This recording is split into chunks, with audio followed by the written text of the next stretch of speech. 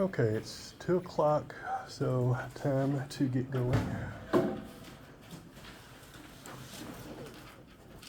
Got most of the exams graded, but I had 3 people that had to make it up before I could give them back. So they are taking it currently as we speak. So the grades hopefully will be posted tomorrow. If not, I'll definitely be giving them back to you on Thursday, okay? Most of them look pretty good so far, so don't look too nervous. What I am doing now is switching over to the subject that probably interests me the most in the entire field of biology.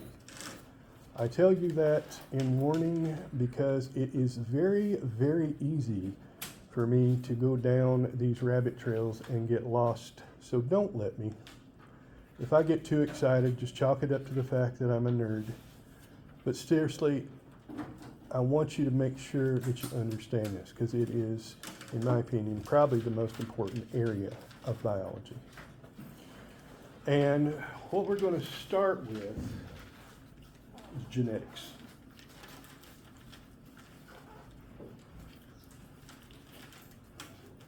A very simple way to define genetics is the transmission of information across time. The transmission of information across time.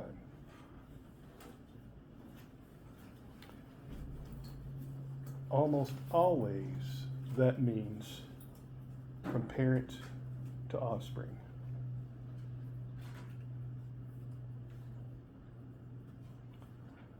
We call that vertical transmission.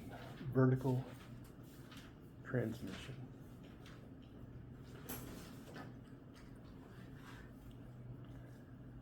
And it's pretty self-explanatory. It's pretty easy to understand, right? Your parents give you DNA. You get traits from both of them. You have children. You pass on some of those traits, your partner passes on some of those traits, and so forth and so on. The key here is that you can exhibit a lot of variation in a short period of time. A lot of variation in a short period of time. When it comes to genetics, the single most important aspect is variation. Why? Does anybody know? Everybody's different. Huh? Everybody's different. Everybody's different. Bingo. Is the environment always the same? Never. The environment is constantly changing. Y'all laugh at me and my foibles with technology, which is fine. But the simple fact of the matter is, teaching you guys today is very, very different from when I was teaching a college class 20 years ago. Why? Because we have different options today, don't we? The idea of an electronic textbook then, it wasn't something that we could conceive of. Even 20 years ago, I'm not talking back in the 80s when you had video recorders that were this big. I'm talking 20 years ago when you had camcorders that were this big, but you still had to have a separate camera, right? You still had to save it on physical media. It was a big deal. That's capital B, capital D, big deal. If you wanted somebody to videotape your lecture, you actually had to arrange it with a special office on campus. I remember when I set up a conference call to have a guest lecturer from NASA talk to my class. We had to wheel in a TV, we had to hook it up to the internet, we had to get special equipment. It was a really big deal. Fortunately, I had his daughter as one of my students, so I had an in. Today, could I set up a Teams meeting and have every one of you log in remotely? I'd be willing to bet every single person in this room probably has a remote class. It's just the simple fact that the environment always changes. Is everyone clear on that? It's a little bit cooler today, isn't it? I'm actually comfortable. I'm sitting here in short sleeves, got my long pants on. You got a light hoodie, is that what that is on? Pretty light. Back there in short sleeves. Some of you are bundled up in a sweatshirt. As humans, we have what many consider to be the ultimate adaptation. Can anybody tell me what it is? This one trumps everything. Is it sweating? Nope.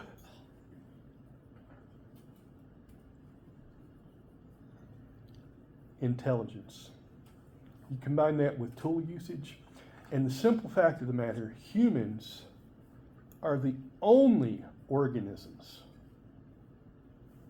that are capable of changing the environment on a large scale to suit them. My point with the clothes was, if it's too hot, you can wear less, right? Shorts or short sleeves. It's nice and comfortable in here. If I were to get a little too cold, all I have to do is run out to my car and get my jacket, right? Humans basically can not only exist, but can be comfortable in any environment on the planet, with possible exception of one. I don't think you'll find humans in the center of an active volcano. Yes, sir. Or under a whole lake of acid either. Except there is no whole lake of acid No, on the like, planet. I'm talking about the or like one of those hot springs. You know, like those Hot springs? Yeah. I put that under volcanic activity. Yeah. Yeah, there was a guy a few years back at Yellowstone National Park who was snuck in to try to hot pot. Y'all heard of that? It's where you get into the mud next to a hot spring. He slipped and fell into the hot spring. By the time his girlfriend got to the ranger station and got back, he was dead and floating in the middle of the hot spring. So they decided to come back the next day to haul his body out because it was getting late. When they came back the next day, the only thing that was left floating was his shoe because he had dissolved overnight. Yeah, it was that acidic. But let's face it, where do we find humans? Do we find them at the highest point of the earth? Yeah, they're idiots who run up and down Mount Everest every year paying $60,000, $100,000 for the privilege, and 1 out of every 3 of them gets frozen up there. There's still over 200 bodies left on Mount Everest. Did y'all know that? Do we currently have people who live for months underwater? Yes, there's these things called submarines. There have even been people who have made it to the bottom of the Challenger Deep in the Marianas Trench, which is the deepest place on Earth. Heck, right now we've got a handful of people hurtling around the Earth at about 28,000 miles an hour in a hollow metal can, held aloft 200 miles in the sky by principles we don't understand. International Space Station. You see what I'm getting at? Intelligence is the ultimate adaptation because it allows us to change the environment rather than us having to change with the environment. Creatures do not have that option. By critters, I mean everything else. Let's consider a polar bear.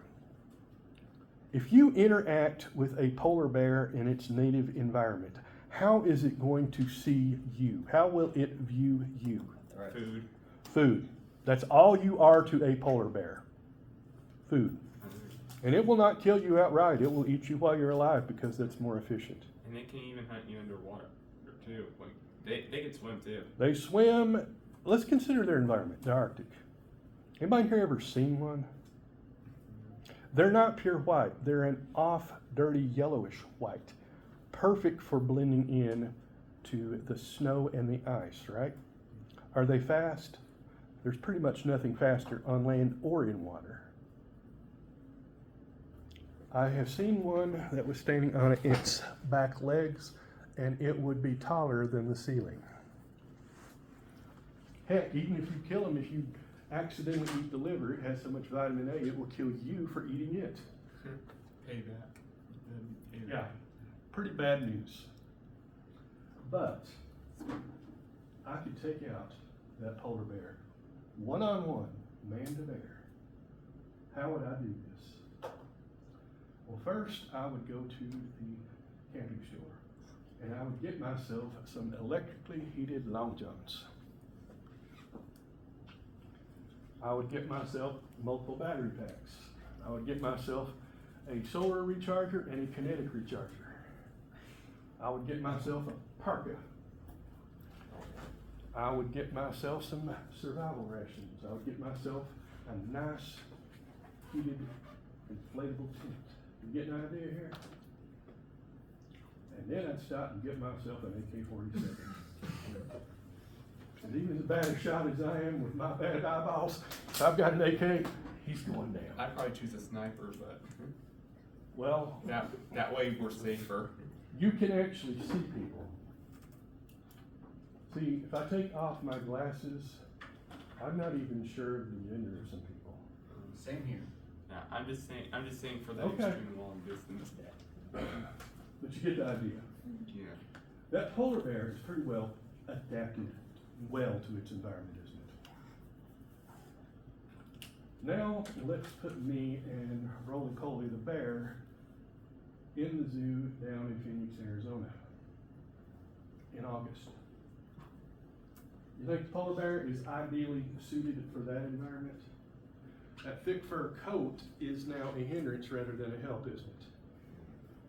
That extra layer of fat to insulate it is most assuredly not going to help it. You think it's going to be the fastest thing down there? No. You think that off-white is going to make good camouflage in the desert? No. Has to wait. Not a lot of seals down there for the prey on, are there? Has to wait. Can I still be comfortable? All I gotta do is go inside my nice air-conditioned hotel room and crank up the juice. You get an idea here? Yeah. Make sure you understand this. There is no perfect adaptation. There is no perfect adaptation. There are ideal adaptations to specific environments.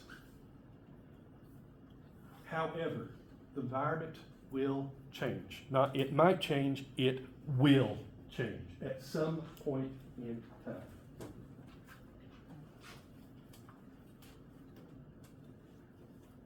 If you are a creature in the wild, you don't get to change with it. That's what a lot of people don't understand about something we call mutations. Mutations. A mutation is a change in the DNA. It is a change in the DNA.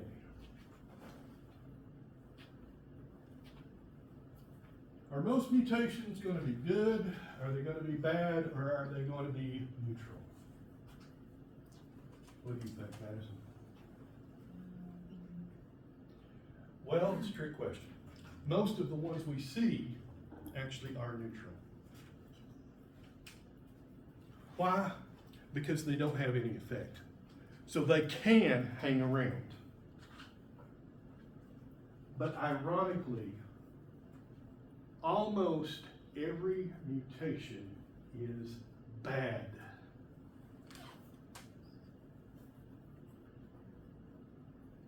Y'all know I like to bring my tablet to work, right? That one I've got is a pretty cool one. Why?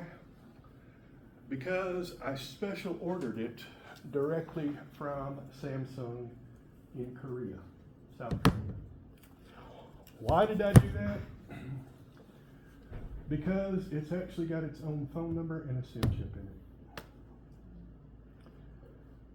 Thanks to some stupid rule in America, If you have a tablet with a SIM chip in it, it cannot make or take phone calls.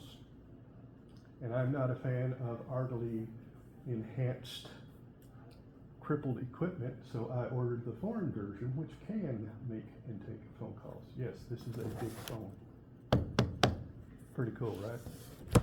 Unfortunately, it also has a default dual language keyboard that makes it difficult to type when you have big fat fingers like I do. I was sending one of my friends a text message, and I immediately got a reply, which is rare because she works and doesn't often reply. And she said, "What did you mean by this?" Apparently I had hit the wrong switch on the dual language keyboard and texted her in Korean. It's like trying to text on a phone with big fingers. So changing the language was not a good idea, was it? Could she use that message? Nope. She'd have to rely on So translate.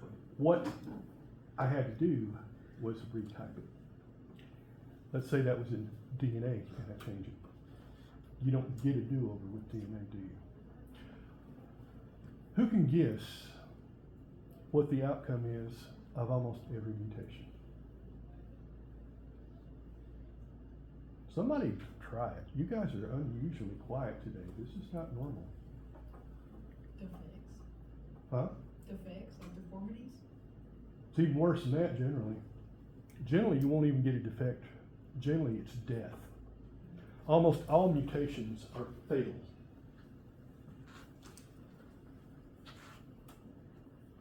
You make a change in the protein, you don't make a protein, or you make a non-functional protein.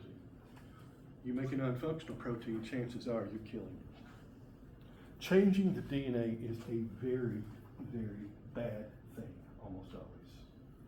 Yes, ma'am. What would be an example of that, though? About 2/3 to 3/4 of all miscarriages. Remember I told you all about gene therapy, didn't I? Did I tell this class about gene therapy? You know those people who cannot eat certain things without it being toxic to them? That's an example. Because you get a mutation in an enzyme and you no longer digest a specific thing. If you ingest it, it builds up to toxic levels and you die. Yo, I'm gonna tell you a really good story in a few minutes on that one. The bottom line, almost all mutations are fatal. Do we even get to see them? Generally, the answer is no. Because they're eliminated from the gene pool almost immediately.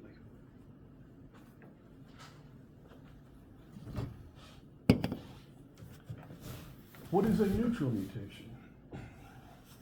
It's one that generally has no significant effects. In humans, for example, does hair color have anything to do with survival?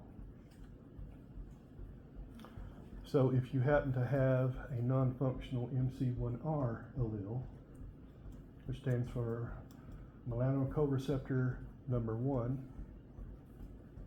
it means that a certain type of pigment does not get deposited into the cells in your hair follicle, which means that instead of having, say, blonde hair or black hair, you have red hair.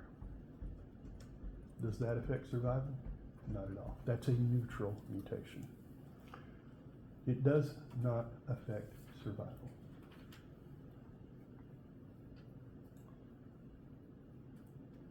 The rarest of all are what we call beneficial mutations. These are the good ones. And no, this doesn't mean you get to be like a mutant like the X-Men. You're not going to burst into flame or have telepathy or fly or shoot laser beams out of your eyes or whatever else the X-Men do. Or any superhero in general. Huh? Or any superhero in general. Or any superhero in general. My favorite one is the Incredible Bulk. Y'all know who him? David Banner, Bruce Banner, whatever his name is. exposes himself to a massive dose of gamma radiation, you know what that would do? It'd get him radiation poison and kill him. Spider-Man would likely die of anaphylactic shock from the spider poison. If not, then he would most likely die of some kind of quick-acting cancer from the radiation in the spider poison. But do we get beneficial mutations on occasion? Yes, we do. Would y'all like a human example? All right. In a class this size, there's probably one or two of you. Is anybody in here who's willing to share? You don't have to, but if you're willing to share, is there anybody who is lactose intolerant?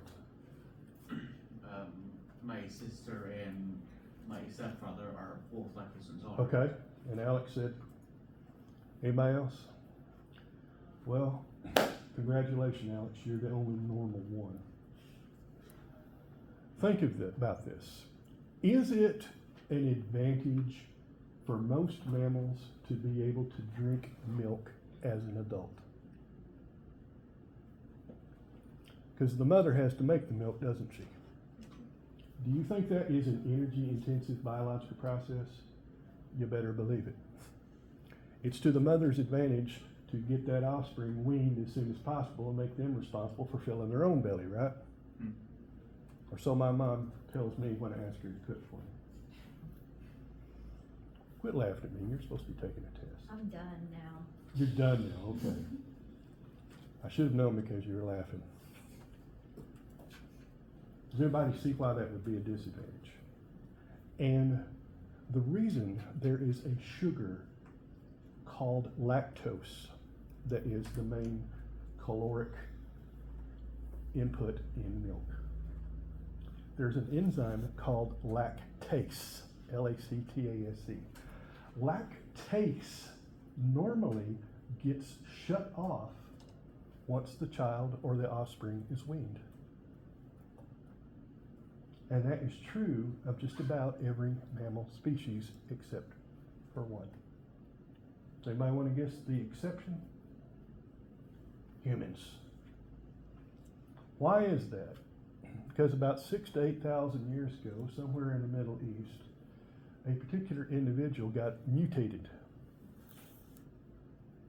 His lactase gene didn't shut off.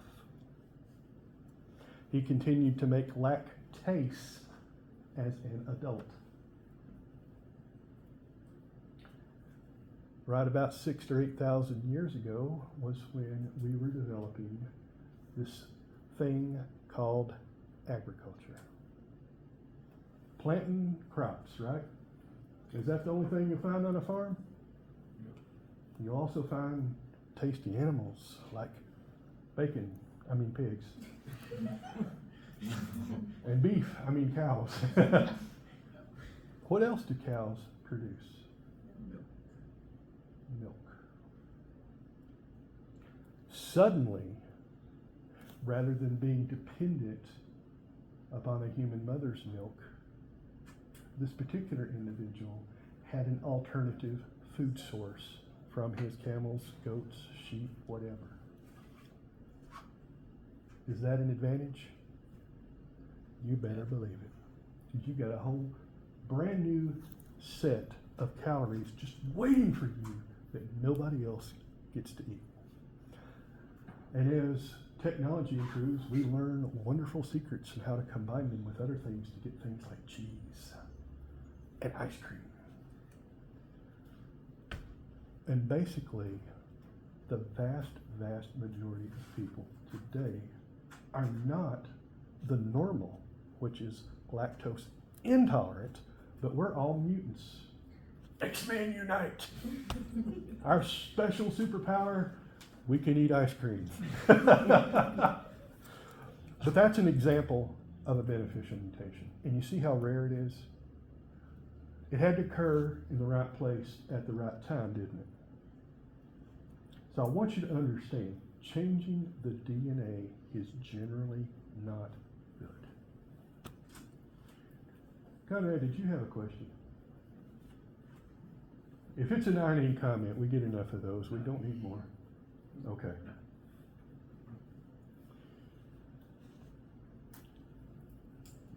My point on this is I want you to understand mutations are random. You don't get to choose to mutate. It almost always happens as the result of an error. Generally, during meiosis,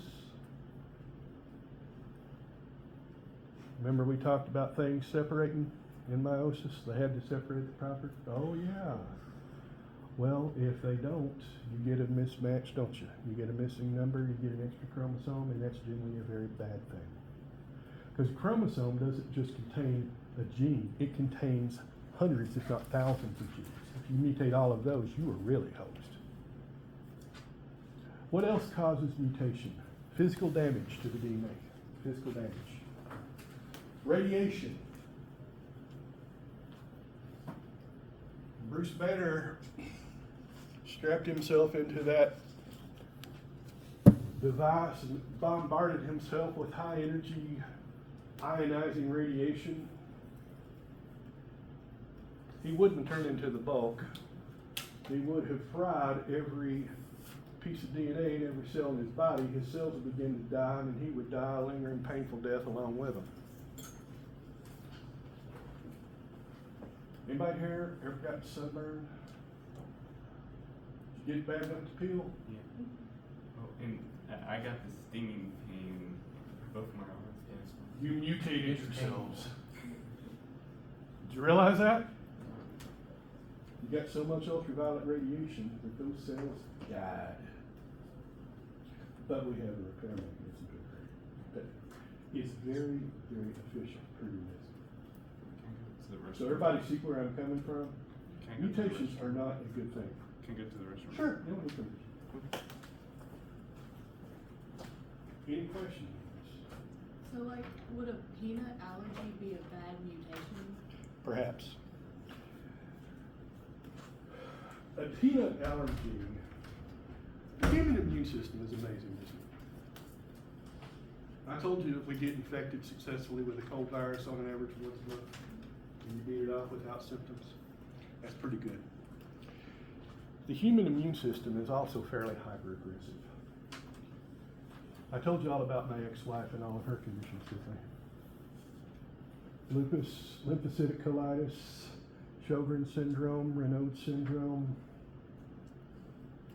celiac. She's in bad shape. Why? Because her immune system went into overdrive and started attacking her own tissues. This is called an autoimmune disorder. Auto means self-immunity. You're literally immune to yourself. The way your immune system works, you got three options when presented with a new molecule. So something gets into your bloodstream. Your body makes cells called white blood cells that tumble along through your blood, right? Your blood goes to every part of your body. So if you get an odd cell somewhere, it's going to bump up against it, and it's going to recognize it as one of three things. The first thing, it says, this is self. It belongs.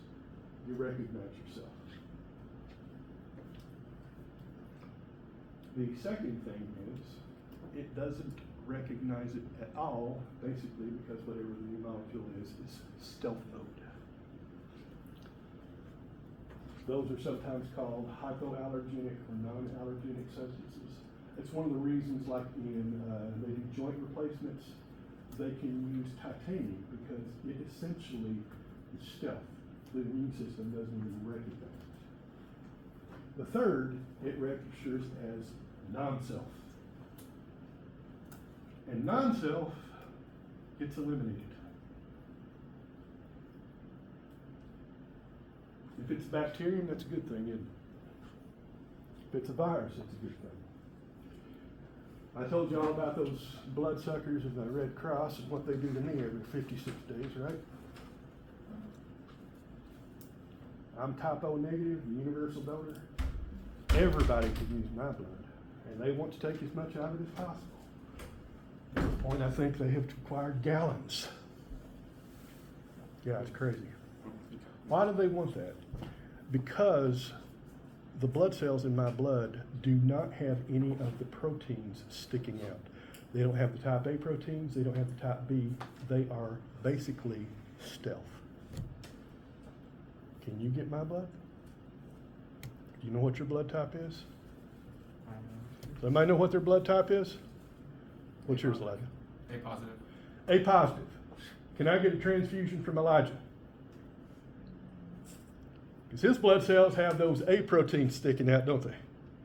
As soon as that hits my bloodstream, my immune system goes, doesn't belong, kick it out.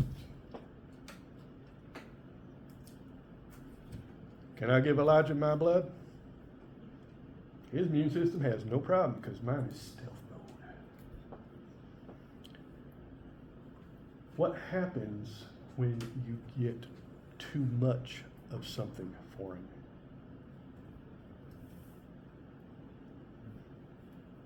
You die. You die. Well. Well, yes, you do. But you may not die. It's called an allergic response. The process is called sensitization. Sensitization. How do you spell Sensitization. SENS, sense, ITIZATIONMOUSE.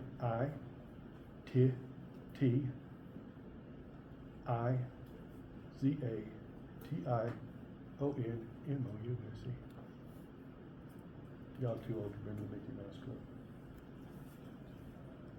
Yes, I know. This late in the afternoon, I'm punchy. Did I ever tell you about my mother and the poison ivy? For years, basically her entire life, she was never allergic to poison ivy. Her immune system did not respond to it. One time she actually took the leaves and just all over her skin and convinced her sister and cousins to do the same, and they did it, and they broke out in hives. Yeah, my mom was a little vindictive when she was younger. She told me she got in good trouble for that one. About 10 years ago, she was out working in her garden, came in at the end of the day, and asked me to look at her hands.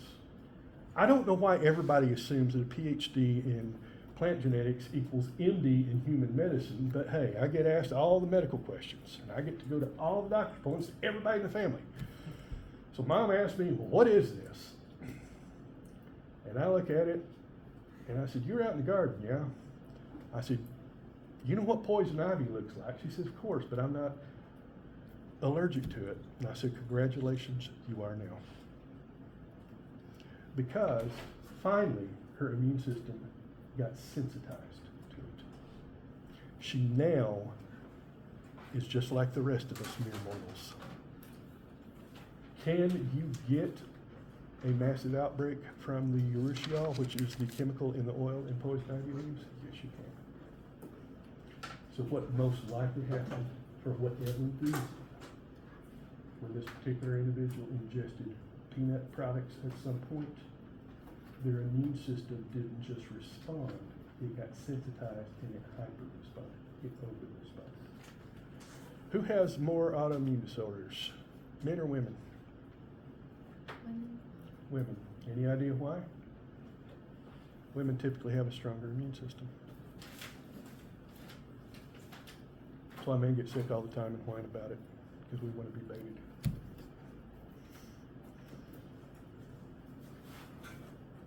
Does that answer your question sufficiently? More detail than you ever wanted to know. Yeah, basically. I told you about my friend who had a liver transplant as a senior. She had to take immune suppressing drugs because the liver came from somebody non-related. So to avoid getting an immune response against the foreign tissue, she had to lower her immune system. And she's my age and still doing well. We chat over the weekend. She sent me sent me pictures of her at her son's wedding dancing with him. She's got 4 kids, tax lawyer, got a good life. But the immune system does its own thing, basically. That's why if you ever get any kind of transplant, you have to get it typically from a relative, because chances are a close relative is going to be a genetic match. The immune system and genetics are weird because in essence, they act almost the opposite of a normal gene. A normal gene, as you all have probably figured, you don't want to change it, do you? You don't want new variation. You want the standard old variant that's always worked, right? You think of all the new ways we've got to transmit electricity, wireless charging, we've got lightning ports, we've got USB-A ports, we've got USB-C ports, we've got micro USB ports. But if you look back there and you look at that plug in the wall and you realize this building has been here longer than Dr. Smith has been alive, and they still use the exact same electrical system. Because you don't want to go changing things when you don't have to. The immune system works the opposite of that. It actually generates new variation. Where you don't want a mutation and your immune system says, hey, we want it, give it to us, we'll change it up.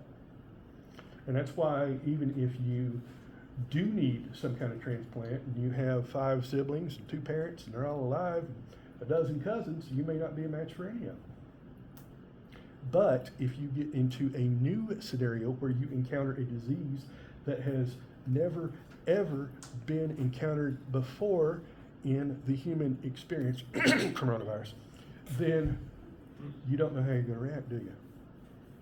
If you've got an immune system that's new, you might be able to initiate a response to that coronavirus and be immune to it without a vaccine, right? You may also end up getting a hyper response like you were talking about with the peanut butter. I know of one family, mother and 2 sons, every single one of them died within months, if not weeks, of getting COVID. Anytime you get something new, it's a wild card. You don't know what the effects are going to be. So let's not go too far down this pathway. As much as I'd like to, you'll never get me back if we start talking about the genetics of the immune system. I've already gone further than I should have. Yes, sir. Question, please. No comments. Okay. What's a major beneficial mutation that you know of outside of the lactase adaptation?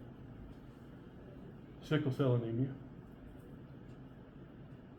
Everybody's like, what? Sickle cell anemia is caused by a mutation in hemoglobin. How is that beneficial? Well, most people have normal hemoglobin, right?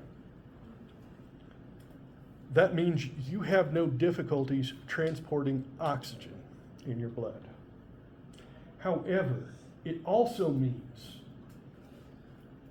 that you have no inherent resistance to infection of a red blood cell by the malarial parasite.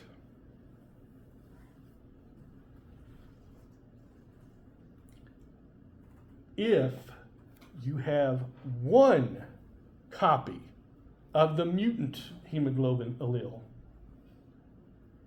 that means that not only do you still transport oxygen normally, but you actually are resistant to infection by the malarial parasite.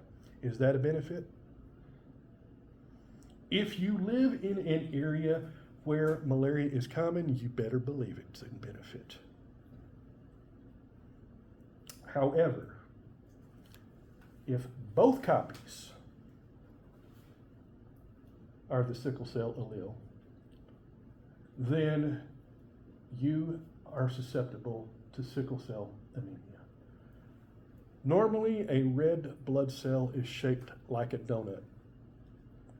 Doesn't have a hole in the middle, but it's got a flat place in the middle. Is everybody kind of visualizing that? Those cells move through your bloodstream pretty well, don't they? How well your heart is capable of pumping the entire volume of blood through your entire body in 1 minute. Every blood cell. Some of the capillaries are actually smaller than the diameter of a single red blood cell. They actually have to squeeze through there. Didn't know that, did you?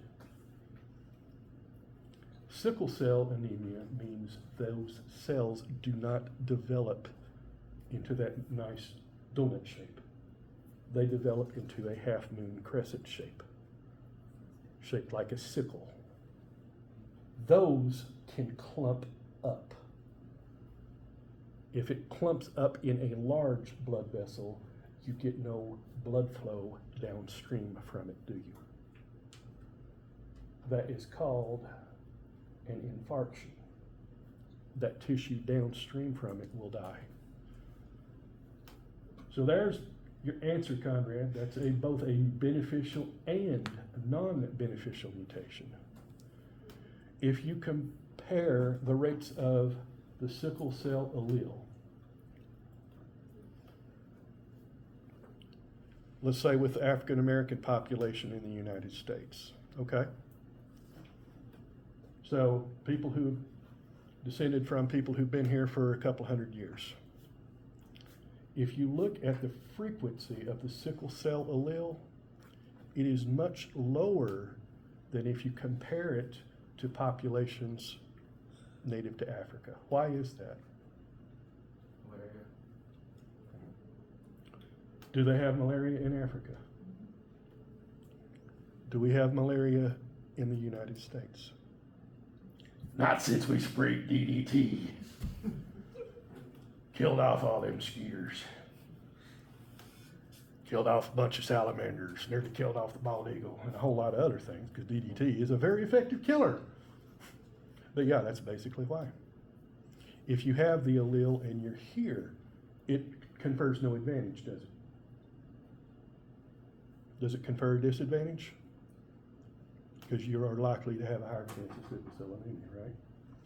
However, if you go to Africa and you spend a lot of time there, malaria is a huge, huge health concern, isn't it? You get 1 million people a year die from it. A year. It's one of the leading killers of all time. You don't hear of it because, like I said, we wiped it out here in the U.S., but it is a major, major health factor. Question? So that's why they consider the mosquito the deadliest animal in the world. Mosquitoes are generally not good things. Anything that sucks someone else's blood and lands on you and sticks it into you is probably not to your health benefit. At least you can flatten them. Huh? At least you can flatten them. If you see them. Yeah. Question? Sorry, I just can't help but think this. Are you talking about mosquitoes or Red Cross again? Red comes to what? when it comes to sucking your blood, what are you talking about? Anything. Y'all have heard of the Black Death, yes? What spread the Black Death? Fleas. Fleas, not rats. Fleas that lived on the rats. What they would do is they would suck the blood out of the rat. They would then have the plague bacterium in them, and they would jump onto people and they would bite them, and they would regurgitate some of the infected rat blood into the humans along with the plague bacterium. Then they would suck out some human blood. I told you on day one I'm not going to sugarcoat it. Tanner's like, I could have done without that little tidbit of knowledge. I've seen fleas before. They're tiny. Yeah, they're tiny, but they're bloodsuckers. Anything that is a blood-sucking parasite is generally not going to be beneficial to your health. And I don't mean in a minor way. I mean these are one of the major disease vectors in existence. A vector is how you get it, how it transmits. Ticks, fleas. The new rampage is alpha-gal. Do you wish to share or not? You don't have to.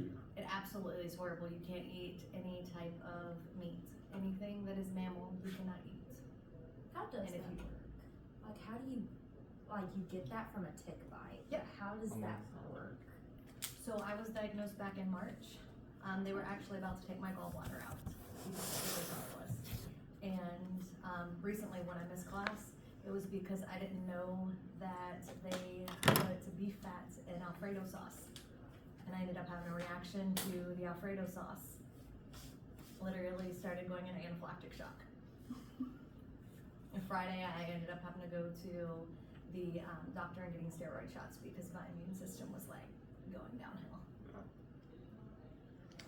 Basically, alpha-gal is alpha-galactose, which is a form of sugar that is found primarily in animals and mammals.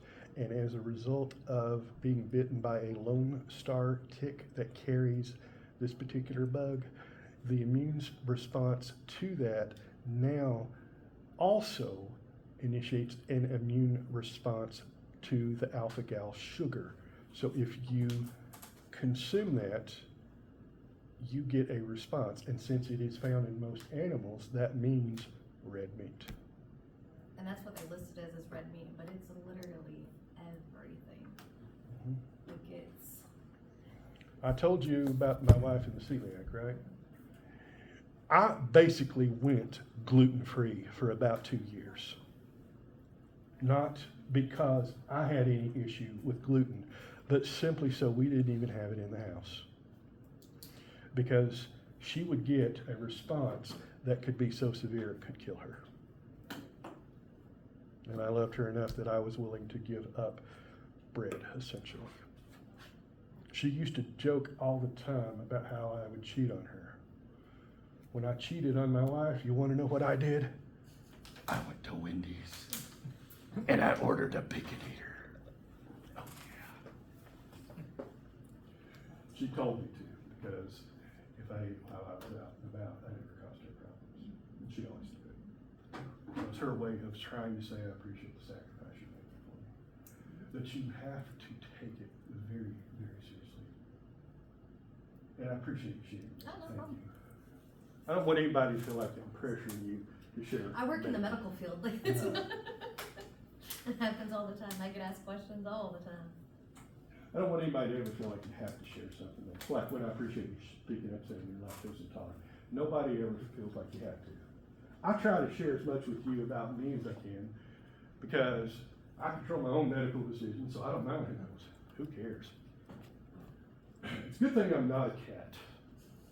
Cats have 9 lives. I would have burned through all 9 and be working on my second set at this point. But anyway, y'all let me get down these rabbit trails. I told you, don't do that. Are you really sure you want to get the recordings of the lectures? Are you sure you want to listen to all this discussion? We have jokes and everything in there. It's uncensored. Sound like a stand-up comedian from the 80s. Next up, Alan Smith on Comedy Central, raw and uncensored. I would watch it. Today's subject, AIDS. AIDS would be a lot less controversial than some of the things I've talked about. I see somebody going home tonight. What did you discuss in class today? Rat blood gets injected into plague victims. Yes, but that's not the point of the lecture. Variation allows response to change. This is where mutations can be good. If a mutation gives you an advantage, is it likely to be passed on? That is why most humans today are lactose tolerant. It's an advantage if you have it, it's not a real disadvantage if you don't. Does everybody see how that goes? Is bad eyesight an advantage or a disadvantage? However, we as humans get to alter our environment, don't we? Thus I can look back at the most distant students and see their smiling faces. There's a couple of people back there. I think there's one there. That's about all I can do if I don't have the artificial enhancers. Am I alive because of medical technology? Many times over. I love how people like all natural organic stuff. I'm like, really? Disease is natural. I'm just saying. So does everybody understand the role of mutation? It gives you variation. Most of the time, the variation is bad, and it gets eliminated. On rare occasions, the variation has no effect. And at that point, it may get passed on, it may get eliminated, it may not really have any effect at all. Very, very rare occasions, you get a mutation that gives you an advantage. Everybody clear on that? So y'all want to talk about something really cool? This is a total rabbit trail, but it's some of the coolest stuff I've ever seen. How many of you have ever heard of gene therapy? A few hands. In 1990, Before most people in this class was born. I started saying, I think that's before everybody in this class was born. You were around then? I remember it well. It was my senior year in college. Yes. Actually, I do remember it well because my professor talked about it. This is one of the things that got me really interested in genetics. Boy, I'm old. A young girl by the name of Shanti De Silva. She was 3 years old. She suffered from a disease called SCIDS. SCIDS X, to be exact. Y'all ever heard of AIDS? Acquired immunodeficiency syndrome? SCIDS is severe combined immunodeficiency syndrome. Basically, she had no immune system. And it was because of a mutated gene found in her X chromosome. If she had the corrected allele, meaning the corrected form of the gene, not only would she survive, she could probably thrive. And what they did was nothing short of brilliant. They took her bone marrow out, a sample of it. You can grow individual human cells in the lab. Did you know that? So they grew her cells up, so they had massive, massive numbers of her immune cells. And they took a working, functional copy of the gene, and they transformed her cells. They inserted a working copy.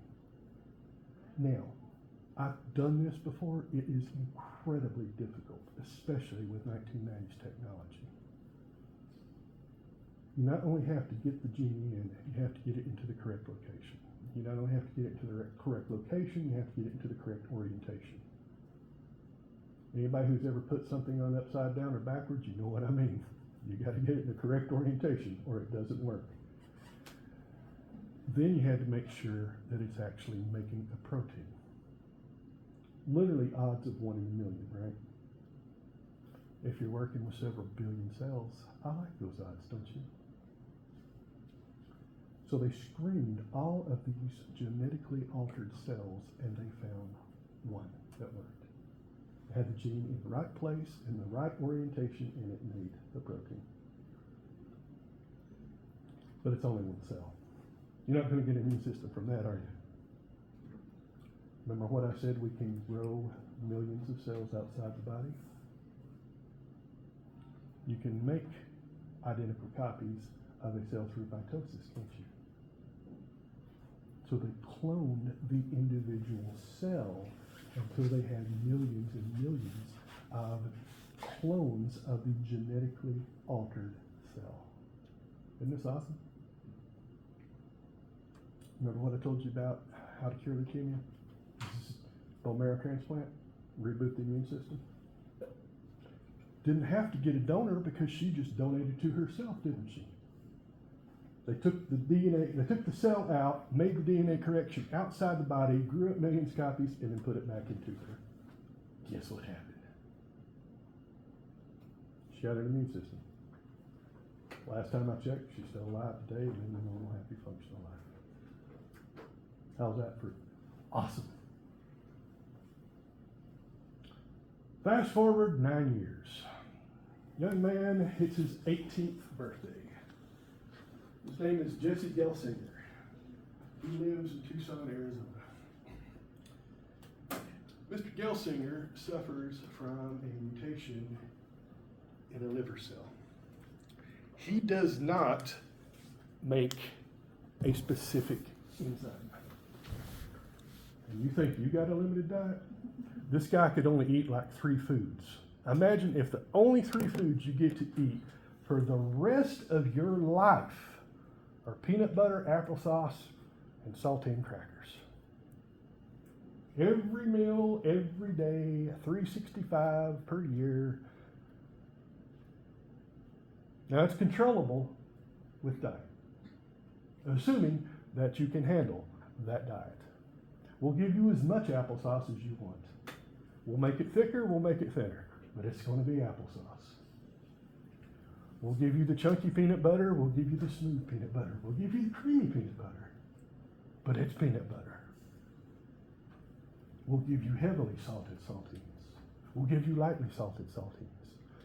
We'll give you unsalted saltines, which is kind of an oxymoron when you think about it. In any amount you want. You can combine them. Y'all don't look too thrilled with this.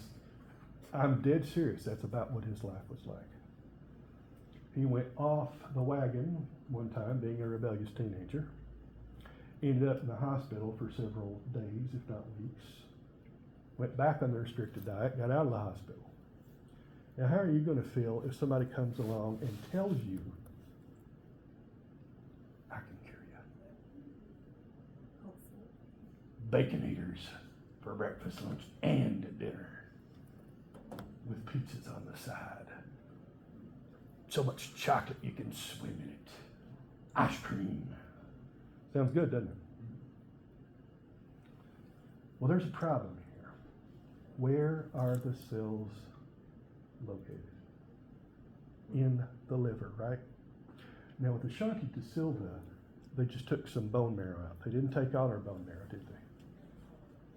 They did all the work outside the body, didn't they? They screened the cells before they put it. You see where I'm going with this? With Mr. Gelsinger, we've got a different problem. We have to make the correction inside his body. A liver is one of those things you can't live without. Y'all watch those medical shows, you know. Liver is one of the things that I found out you can't really live without. So how do you transform his liver in vivo, in the living condition? Well, the scientists at the University of Pennsylvania in Philadelphia, Penn, Ivy League school, what? They came up with the idea that nature had provided them with the means to do it already. Y'all ever heard of a virus? Remember what a virus is? It's DNA wrapped in protein, isn't it? It infects a cell, doesn't it? It injects DNA into the infected cell, doesn't it? It changes the DNA in the infected cell, doesn't it? Hey, we got a perfect delivery system. It's targeted. It only infects the liver. So we get a strain called adenovirus. Adenovirus affects only hepatocytes, liver cells. Sound good? Now, we don't want it to cause an infection, do we? So we are going to take the bad DNA out of the adenovirus. Take it all out. There's no viral DNA left. We replace it with the good DNA that his liver cells need. Is there any danger of infection of that virus? No way. Everybody with me? So Mr. Gelsinger wants to have this done to him. His dad objects. As I'm sure many of you have found out in recent years, until you turn 18, those parentals get to make all the decisions, don't they? Sometimes they make decisions you don't quite agree with. You can't wait till you get to be 18, where you can do everything legally. You kill people for your country, you fight and die for your country, you can buy cigarettes. You can't buy alcohol, but hey. You Can't can't buy have cigarettes anymore either. Really? It's $2.21 to get cigarettes. Wow. You can have someone buy them for you. Don't be telling me stuff like that. You get the idea though, right? As soon as he turned 18, who gets to make his health decisions? You He flew from Tucson to Philadelphia, he signed on the dotted line, and the scientists proceeded with their experiment. The hepatic artery. Hepatic means liver. Artery means it carries blood away from the heart. So it's carrying blood from the heart directly into the liver, right? What they did was they took a big needle, just chock full of genetically altered, harmless adenovirus, and directly injected it into his hepatic artery. Does anybody see anything wrong with this? Too much at one point. Too much at one point. Concentration. You all are non-majors. This happens to every class, somebody gets it. These scientists who are supposedly medical doctors didn't. What are we injecting in? A virus. The virus is harmless, right? Does your immune system know that? It doesn't detect harmless genetically engineered virus traveling to the liver to help me. It detects massive, massive, massive internal infection from one point. His immune system went crazy. Because his immune system didn't know it was harmless. Fast forward, 2 days later, his father gets off the plane in Philadelphia, makes the short trip to the University of Pennsylvania Hospital, goes into a room, says goodbye to his 18-year-old son, and signs the directive allowing them to turn off the life support equipment because his son has swelled up to twice his size from the immune response. The swelling of his brain has rendered him brain dead. The only thing keeping him alive was the machinery. And yeah, you better believe there was some significant fallout from that. Those are the bookends of gene therapy. It has a lot of potential to cure a lot of nasty things. Could give you back the ability to try these bacon eaters. It's my weakness, I got it pregnant. Oh, I was pouting at the grocery store yesterday. Whatever. It's pretty powerful, isn't it? But you see the dangers. Does anybody know the difference between gene therapy and genetic enhancement? Y'all ever heard of glowfish? Tonight, get bored, look at glowfish.com. GLOFISH. A lab wanted to devise a system to detect pollution in water. So they came up with the idea of using what we call a reporter gene. They took a gene out of a jellyfish. This gene made protein that made the jellyfish glow in the dark. They put it into a regular good old zebrafish. The idea was when pollutants got at a high enough level, the zebrafish would light up like a Christmas tree. Isn't that wild? Problem was, it was what we call constitutively expressed, which means it lights the zebrafish up like a Christmas tree and stays on all the time. Not very much use as a reporter system, is it? So what do you do with these glow-in-the-dark fish? Well, they're kind of cool. We'll keep them in the aquarium, right? Y'all ever been around kids? Kids are evil. One little kid brings other little kid into the lab. I got something you don't got. What's the second kid gonna do? I want it. So you give the second kid some glow-in-the-dark fish to take home and put in his aquarium. Second kid invites his buddy over. What's he gonna do? I got something you don't got. What's this third kid gonna do? I want it. Oh, wait a minute. This sounds like what business people call a commercially viable product. We're not going to give them away. This is America. We're going to sell them.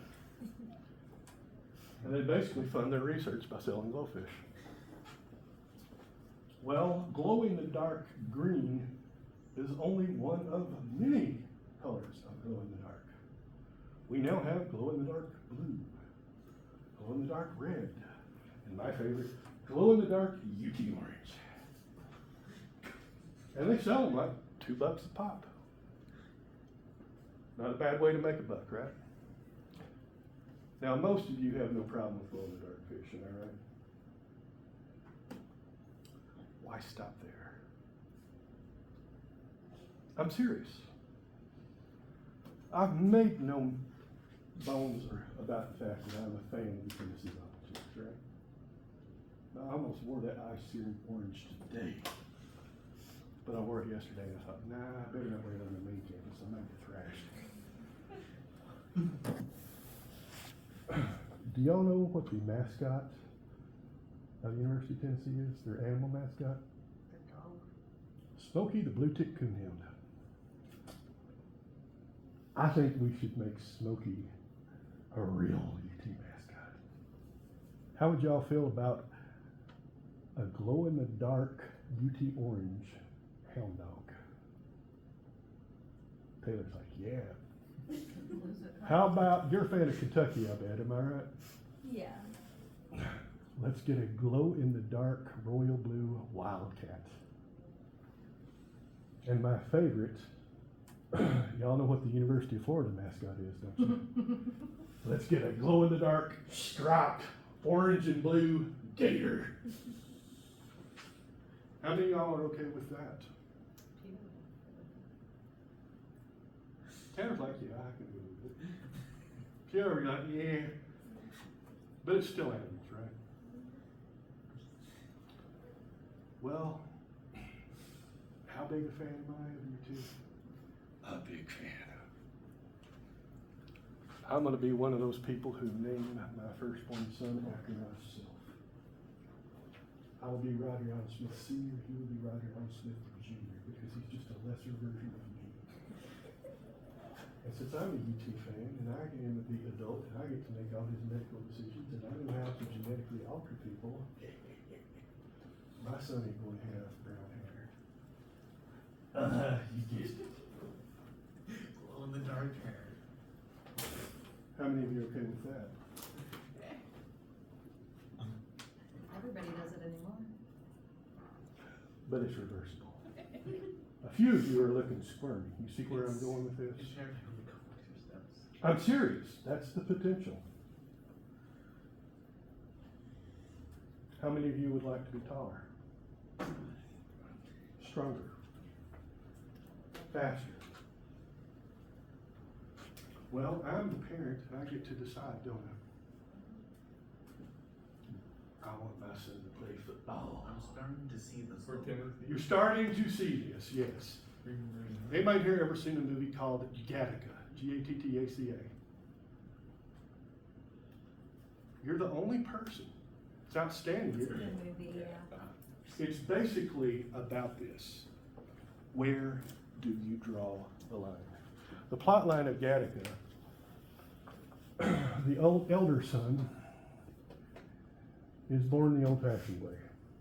He's conceived the old-fashioned way in the back seat of an '82 Buick. He's born with a heart condition. He wants to be an astronaut. But in this dystopian, futuristic society, with a condition like that, he will never, ever be anything but a janitor. His job is literally sweeping up at the NASA equivalent headquarters. For their second son, they make sure that he is conceived in a lab. You see where I'm going with this? The first son wants to be an astronaut, so he buys the genetic identity of a man in a wheelchair.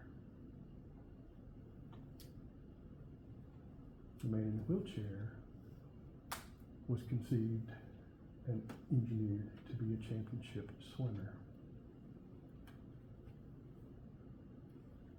How many of you are comfortable with this environment? Some of y'all are really squirming now, aren't you? Sounds a little bit like 1930s Germany, doesn't it?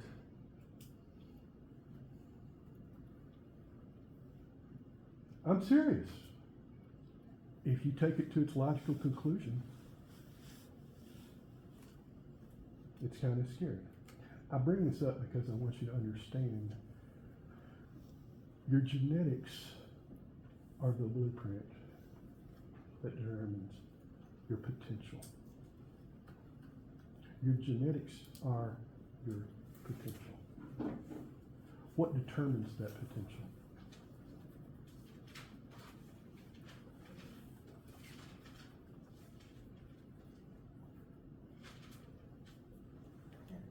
What determines that potential? Your parents. Nope. They play a role. What else? Environment? The environment is what I'm looking for. Your parents are one of the biggest influences on your upbringing, aren't they? They provide your environment in essence. Does your school environment play a role? The diseases you're exposed to, do those play a role? The medication you have access to? Nutrition? Who's the greatest round ball player you've ever lived? I know your generation likes to say some guy named LeBron. I say Michael Jordan. Y'all know who he was, right? MJ. Do you think he would be remembered as one of the greatest basketball players ever if he had been born as Michel Jordan in Paris, France? Are you all telling me that the basketball scene in Paris is not happening? You'd be right. I don't think basketball is as big a deal in France as it is in North America. Is that a fair statement? Michael Jordan had a lot of genetic potential, didn't he? Did he get top-notch coaching? Did he have to practice for a very long time to perform at a very high level? He maintained that, didn't he? You see what I'm saying?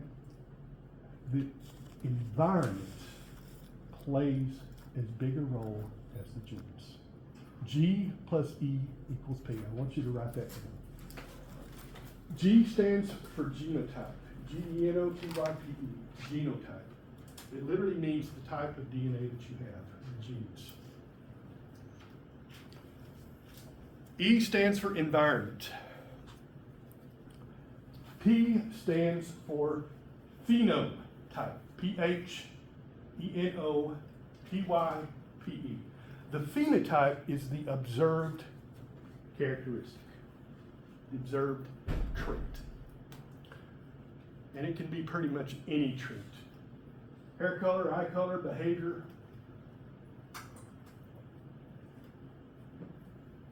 Does anybody here play poker?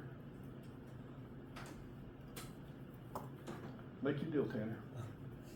Give you an A on that test. Won't even grade it if you play one round of poker with me. When you lose, get a 0. Just goes right in the trash. You want to take me up on it? Why not? Love is the girl. She has no idea how good a poker player I am. Smart girl. Bring this up because I love the way my old genetics professor put it. Your genes are the cards. It's luck of the draw, isn't it? You don't get to pick the cards you're dealt. The environment is what plays the hand. I take it you're not an experienced poker player. We used to play for pizza every Monday afternoon. I never bought the pizza. You still could get, you possibly could. You may just hold a hand that's so good it doesn't really what you do. It could also be that you hold a really good hand and I bluff you out and you fold. Does everybody see where I'm going with this? The environment always plays a role. Bye. Get out of here. Vamos. Leave. Go away down. Lock up. Okay. Take it for you. Yeah, You take it with you. If there's any issue, let me know. Yeah, I'm sitting here now.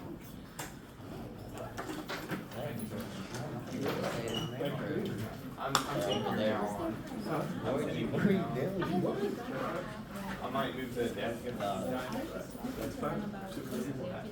Yeah. If you don't see it, Well, so like I told you, I thought I got the letter, but I put string instead of full, so I changed it back. Yeah.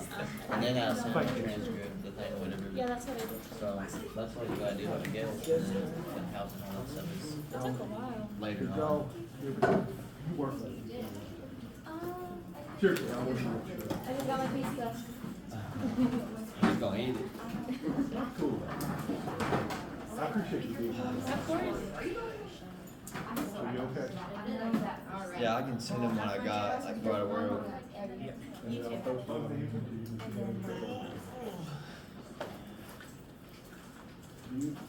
I'll post it on YouTube and things too.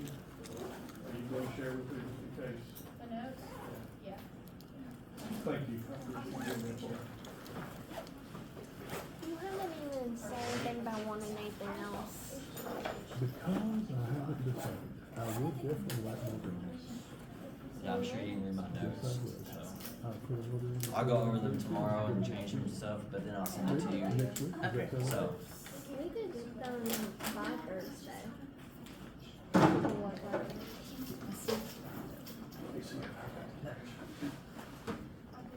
forgot how much I think it's 25. If not, let me know when I do it. I have it. This is my messages. Yeah, I feel like what happened with me on the last exam is because I was able to copy down the notes because I was able to hear you well, so that's why I changed my seats. So And is there a midterm in this class, or That was. Remember, they all just count equally. if you want they an just all? 8x8 pan, it's $12, and a 9x13 pan is $25. Let's go with the number 13. So you're saying there is? Okay, good. I have a question. Yeah. When are we going to get our corrected exams back? I'll try to post everything tomorrow, but whatever you need, just add half of it back.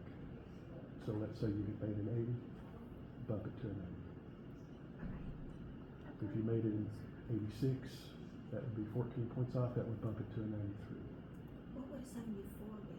74, that's 26 points off, so we'd add back 13, that would bump it to an 87. Okay, thank you. That help? That helps a lot. It's just a way, because the first time for everybody is always a little bit crazy. And I figure it's more important that you learn the material. I don't want anybody to get their grade moved on the first exam, because you've never had something like this before, a lot of people. I was pretty happy with my grade, to be honest. I thought y'all did pretty good the first time. And the second time, I bet it was a lot easier last week, wasn't It it? was a lot easier to go. But the second question, I knew what I missed whenever she told me what it was. Perfection is almost impossible. And I mention that because if you two strike me as very familiar, this is what I used to do. I always beat myself up for missing 2 points or something like that. And I tell you that because it's literally isn't possible because you're not me, so I know you're never going to think you can. You two are doing well. With the weekly grades factored in, going into the last exam and the corrections factored in, I think you both have A's. Does that make you feel a little better? Anytime you have concerns, don't hesitate to let me know. I know your phone doesn't text me, but I know yours does, and I know you like to text me. Or you can email me or go through Blackboard, whatever works for you. I'm not worried about either of you. I'm very proud of you. And honestly, truly, you're not just doing okay. You guys are doing well. I'm proud. Well, thank you both for putting forth so much effort. That means a lot to me. My morning class, they could use a little bit more of that. I couldn't get a response out of them if I had $100 in this hand and a cattle prod in this. And say, you get one or the other, but you're going to respond. Yeah. Thanksgiving is coming up, so our mother also makes other kinds of stuff like maple bread gingerbread bars, and of course pumpkin roll, because that has to be there, and pumpkin pie. Give me some prices. Well, thank you all. You take care.